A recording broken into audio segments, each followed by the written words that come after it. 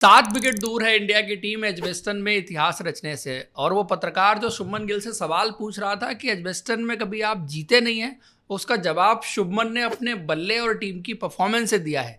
यहां से इंडिया की टीम को अगर इस मैच में जीत हासिल करने से कोई रोक सकता है तो वो सिर्फ और सिर्फ बारिश है। इंडिया ने इस मैच को अब तक कंप्लीटली डोमिनेट किया है। इंग्लैंड के लिए कोई भी ऐसा सेशन नहीं आया जहां पर इंग्लैंड की टीम डोमिनेट कर रही थी। वो 2 सेशन तीसरे दिन पर जरूर थे जहां पर इंग्लैंड के बल्लेबाजों के बीच पार्टनरशिप लगी थी, लेकिन तब इंडिया की टीम गेम में इतना आगे थी, वो इस तरह का एक आधा सेशन आने से इंडियन टीम की सेहत पर कोई फर्क पड़ने वाला नहीं था। प्योर डोमिनेशन अब तक इस मैच में, साथ में सीरीज भी कहूंगा मैं। पिछला मैच इंडिया अपनी गलतियों से हार गई। अगर वो कैचेस नहीं छोड़े होते, कोलैप्सेस नहीं हुए होते और कुछ खराब गेंदबाजी नहीं की होती तो पिछला वाला मैच भी इंडिया का ही था। स्पेशली अगर एक चीज को भी पकड़ लेना आप, तो कैचेस ही अगर इंडिया ने पकड़ लिए होते पिछले मैच में तो पिछला वाला भी इंडिया की टीम को ही जीतना चाहिए था। खैर वो पुरानी बात हो गई। इस मैच पे आ जाते हैं। और इस मैच में जो इंडिया का डोमिनेशन है वो बल्लेबाजों की वजह से ज्यादा है, क्योंकि इस बार बल्लेबाजों ने इतनी लंबी बल्लेबाजी कर दी है और इंग्लैंड को इतना पकाया और थकाया है कि जब इंग्लैंड के बल्लेबाज बल्लेबाजी करने के लिए आ रहे हैं और खास करके दिन खत्म होने से कुछ घंटे पहले, तो जो टायर्ड लेग्स होती हैं टेस्ट क्रिकेट में जिसकी बात करते हैं, वो पैर वैसे चल ही नहीं रहे, वो इंटेंट वैसा दिख ही नहीं रहा। और इंडिया ने सही मायनों में इंग्लैंड के बल्लेबाजों को इस बार थका थका के मारा है। इतनी ज़्यादा फील्डिंग जो है वो इंग्लैंड से कराई है। या आगे भी सीरीज में कंटिन्यू होगी, क्योंकि अब तीसरे टेस्ट मैच में और दूसरे टेस्ट मैच में बहुत ज़्यादा अंतर नहीं है, सिर्फ 4 दिन का गैप है। चौथे दिन से टेस्ट मैच वहाँ भी स्टार्ट हो जाएगा।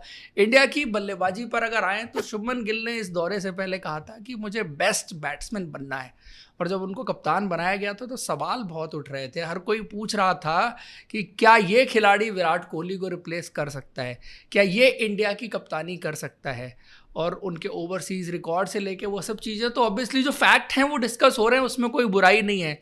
उनकी आवाज़ को लेकर के बात हो रही थी, उनकी टेक्निक को लेकर के बात हो रही थी, उनके माइंडसेट को लेकर बात हो रही थी और बहुत सारी नेगेटिविटी थी। और जब प्लेयर आगे बढ़ता है और इस तरह से जवाब देता है तो वो अपना कद खुद ब खुद बड़ा करता है। ये दौरा, ये series, Shubman Gill as a batsman अपना कद बड़ा किया है। और शुरुआत एज ए कैप्टन उनको जिस तरह की मिली है, ये चाहिए था उनको, क्योंकि बहुत ज़्यादा प्रेशर उनके ऊपर इस दौरे से पहले था। और उन्होंने जैसी परफॉर्मेंस दी है लाजवाब है। अभी तक 4 पारियों में आप देखो, ये 2 पारियां तो हैं ही जहां पर उन्होंने बिल्कुल चांसलेस बैटिंग की है। इससे पहले 147 वाली पारी भी कुछ वैसी थी। 147 वाली तो उन्होंने जिस टेम्पो पे स्टार्ट की थी कि अलग ही मोमेंटम उन्होंने उस पारी में दिखाया था, उसके बाद चेंज किया। फिर दूसरी पारी में भी वो आउट हो गए थे, क्रैक्स में पड़ के बॉल अंदर आ गई थी। अदरवाइज अब तक शुभमन गिल इस दौरे पर इतने कॉम्पैक्ट दिखे हैं, इतने सॉलिड दिखे हैं, इतने एश्योरेंस के साथ उन्होंने बल्लेबाजी की है। मुझे याद नहीं पड़ता कि 2 मैचेस में 4 पारियां इस तरह से किसी और बल्लेबाज ने खेली हो। तो Shubman Gill was that good in this series, in this match. और जो भी टेक्निकल चीज़ें थी, बातें थी, हम पहले ऑलरेडी उनके बारे में डिस्कस कर चुके हैं कि जो जो टेक्निकल चेंजेस उन्होंने अपनी बल्लेबाजी में कर लिए हैं। यहाँ से ऑब्वियसली एक जब आप लेवल सेट कर देते हैं ना, तो उसको मैच करने की बात हमेशा होने लगती है कि इसी परफॉर्मेंस को अगले मैचेस में दूसरे वेन्यू पर दूसरे एंट्री में आपको करके दिखाना, वो तो चैलेंजिंग रहता ही है। और आप देखिए, हमेशा जब आप दूसरी जगह जाते हैं तो दूसरे रिकॉर्ड बनते हैं और दूसरी बातें होती हैं। बट जो कर दिया ना उन्होंने 2 मैचेस में, ये उनके साथ रहेगा हमेशा। और इस तरह की परफॉर्मेंस से इंडियन टीम का मोराल एकदम से अलग लेवल पर आपको दिखेगा। और सिर्फ बात शुभमन गिल की नहीं है, बाकी बल्लेबाजों ने भी अच्छा प्रदर्शन किया है। यशस्वी जायसवाल भी, आप देखो क्या है कि शुभमन गिल ने रन इतने बना दिए कि यशस्वी जायसवाल की बात ही नहीं कर सकते आप, क्योंकि शुभमन गिल 3 सेंचुरी और 3 की तीनों इतनी बड़ी उन्होंने बना दी हैं। तो यशस्वी जायसवाल का आपको सेंचुरी, उनकी जो 80 ऑड रन की पारी है, उसकी बात उतनी ज़्यादा नहीं हो रही है। बट उन्होंने भी एज ए ओपनर अच्छी शुरुआत दी है इंडिया के लिए। और अभी तक 4 पारियां देखें आप, उनके 250 से ज़्यादा के स्कोर हैं, तो उन्होंने अच्छी बल्लेबाजी करके दिखाई है ओवरऑल। केएल राहुल भी अच्छा खेले हैं। केएल राहुल की अगर आप 4 पारियों में से देखें तो पिछले में 2 रन पर आउट हो गए थे। 50 उन्होंने इस मैच में भी बनाई, उससे पहले एक 42 था, एक सेंचुरी उनकी भी थी, तो वो भी अच्छा खेले हैं। इंडिया के ज़्यादातर बल्लेबाज अच्छा खेले हैं जो टॉप 5 में बल्लेबाजी करते हैं। इससे पहले आप ये नहीं देखते थे, क्योंकि टॉप 5 के बल्लेबाजों में ज़्यादा बल्लेबाज कंसिस्टेंट बेसिस पर रन नहीं बना रहे थे। और ये इंडिया के लिए एक प्रॉब्लम हुई थी पिछले 4-5 साल में टेस्ट क्रिकेट में, जिसकी वजह से आपकी बल्लेबाजी का डिक्लाइन देखने को मिल रहा था। लेकिन इस सीरीज में शुभमन की बात तो है ही है, वो अपनी जगह है, बट आप देखो केएल राहुल ने भी रन किए हैं, यशस्वी जायसवाल तो कर ही रहे थे। उसके अलावा जो चीज़ मिसिंग रही है ना वो नंबर 3 रहा है, और नंबर 3 पर आपने जो एक्सपेरिमेंट किया उसको इंस्टेबल किया। मुझे लगता है कि अगर आप साई सुदर्शन को ही 3 नंबर कंटिन्यू करते तो मुझे 100% ये लग रहा था कि वो जरूर कैचअप कर लेते इन बाकी बल्लेबाजों के साथ। अब आपने करुण नायर के साथ किया है, तो आई बिलीव कि टाइम आपको थोड़ा सा देना पड़ेगा। करुण नायर भी बल्लेबाजी अच्छी कर रहे हैं, अच्छे टच में दिख रहे हैं, अच्छे 30s 20s जो भी उन्होंने अभी तक बनाए हैं वो अच्छे बनाए हैं। He is not looking like कि कोई ऐसा डिफिकल्टी हो रही है, कोई चैलेंज हो रहा है, but somehow he is not able to convert those 30s in big scores. That's the problem with Karun Nair. But बल्लेबाजी मुझे लगता है कि अच्छी कर रहा है, और इंडिया के लिए अगर नतीजा इंडियन टीम के फेवर में जाता है तो इंडिया को अगले मैच में कोशिश करनी कि इस प्लेइंग 11 में कितने प्लेयर आप रिटेन कर सकते हैं, ज़्यादा चॉपिंग चेंजेस ना करें, just try to give stability to batting order, जो यहाँ पर इस टाइम सबसे ज़रूरी चीज़ मुझे लगता है इस इंडियन टीम के साथ रहेगी। उसके बाद ऋषभ पंत ने ऑलरेडी बहुत ज़बरदस्त बल्लेबाजी की थी, और फिर यहाँ पर भी 65 रन की पारी जो आके मोमेंटम चेंज किया, और ऐसा लग रहा था कि इंडिया की टीम कितने रन बना देगी, क्योंकि उस टाइम पर कैलकुलेट करना मुश्किल था इंडिया कितना पहुंचेगी, कितना एम कर रही थी।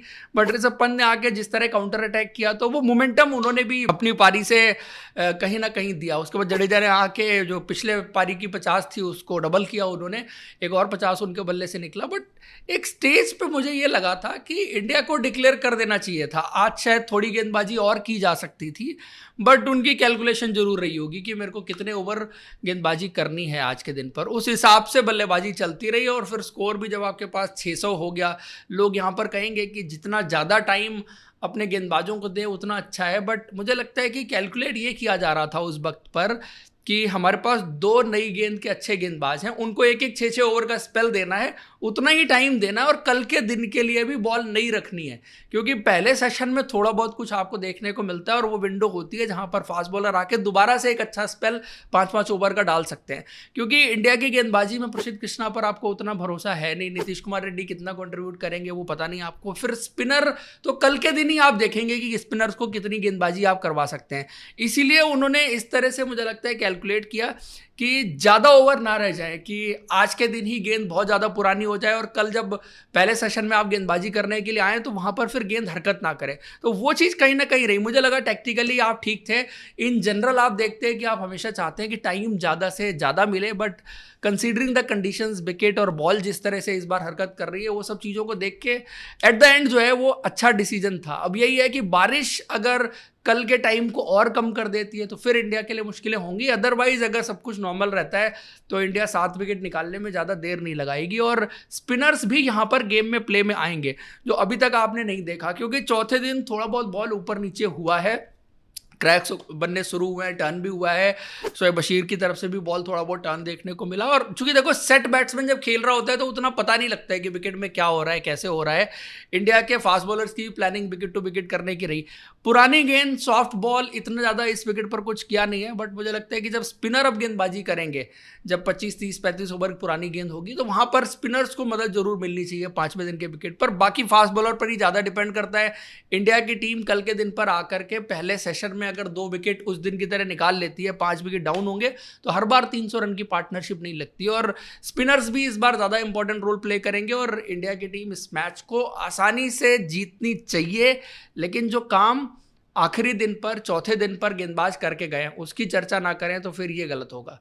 आकाशदीप एक बार फिर से 2 विकेट निकाल के लेके गए, और आकाशदीप ने जो गेंद ओली पॉप को डाली थी बिल्कुल आइडेंटिकल डिलीवरी है, बस फर्क ये है दोनों गेंदों में कि जो ओली पॉप की गेंद थी वो ज़्यादा क्लोज टू द विकेट थी, यहाँ पर ज़्यादा एंगल का इस्तेमाल उन्होंने किया जहाँ से गेंद अंदर आई, और जो रूट जैसे बैट्समैन को ऐसे टॉप ऑफ ऑफ स्टंप मारना गेंद, आई थिंक आकाशदीप के पास ना ये क्वालिटी तो है गेंद सीम कराने की, और इन कंडीशंस में उन्होंने जो सीम मूवमेंट है उसका इस्तेमाल बहुत अच्छी तरह से किया है। टिप्पा उनका ज़्यादातर आप सटीक ही देखते हैं, इंडियन कंडीशंस में बॉल करने में कभी कभी आप फ्लोट भी कराते हैं, बट इन्होंने गेंद फ्लोट नहीं कराई है, इन्होंने आके हिट किया, आगे वाली लेंथ पर बॉल को हिट किया है, जिसकी वजह से इनको जो सीम मूवमेंट मिली है बहुत कमाल की है। इवन बेन डकेट वाला गेंद भी आप फिर से देखो, पड़ के हल्का सा अंदर की तरफ आया, और बेन डकेट का क्या है कि वो बैकफुट पर खड़े रहते हैं, कट का इंतजार करते रहते हैं, और सीधी सीधी गेंद आती है तो कोई चैलेंज नहीं होता, वो किसी भी गेंद को खेल देते हैं, बट थोड़ा सा लेटरल मूवमेंट पिछले बार भी था कि गेंद उतना अंदर आई नहीं थी, हल्की सी सीधी हो गई थी, इस बार अंदर आ गई तो इनसाइड एज लग गया, पिछली बार हल्की सी सीधी हो गई थी तो आउटसाइड एज लग गया था।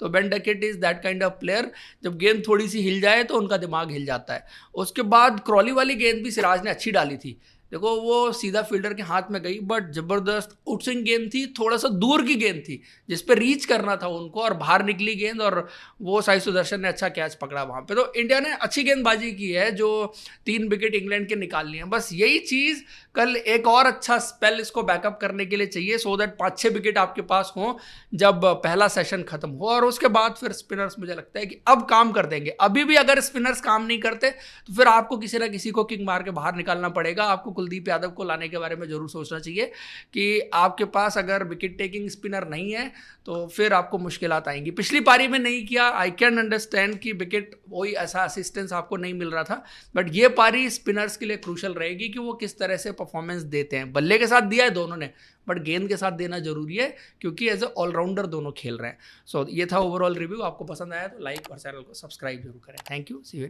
Next week.